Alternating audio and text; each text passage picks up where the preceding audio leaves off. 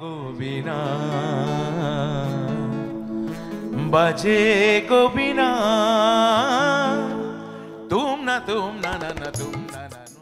সলিলবাবুর মতন একজন পণ্ডিত সঙ্গীতজ্ঞ সঙ্গীত পরিচালক, ওনার যে স্টাইল অফ কম্পোজিশন ছিল সেটা আমি মনে করি ওয়ার্ল্ড ক্লাস।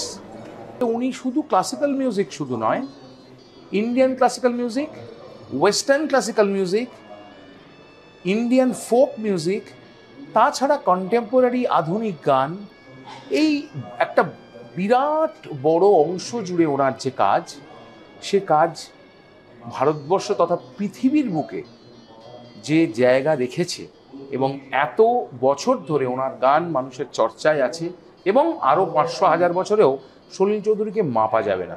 ওনার প্রিয় গান বলতে গেলে মানে কত গান যে আছে সেগুলো, ও ভাই রে ভাই একটা সিনেমার গান বললাম,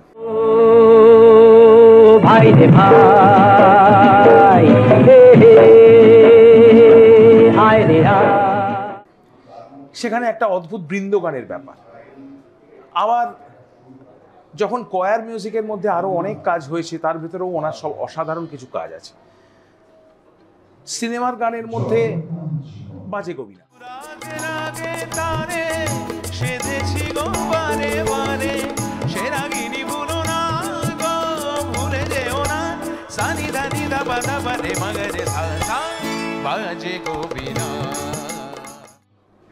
ঝানানা ঝানানা ক্লাসিক্যাল ফিলের গান, ঝানানা ঝানানা বাজে সুরবাহারে রস।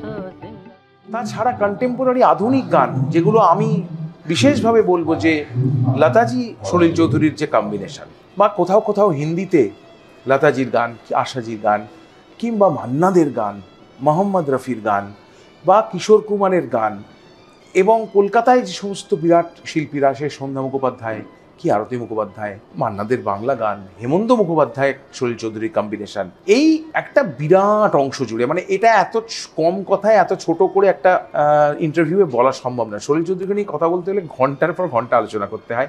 তো আমি এইসব গানের কথাগুলো বললাম, আমার ইনস্ট্যান্ট যেগুলো মনে এলো।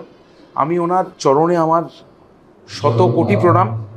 এত বড় কম্পোজার, আমি ভারতবর্ষের বুকে ওনাকে 1 নম্বরে রাখি।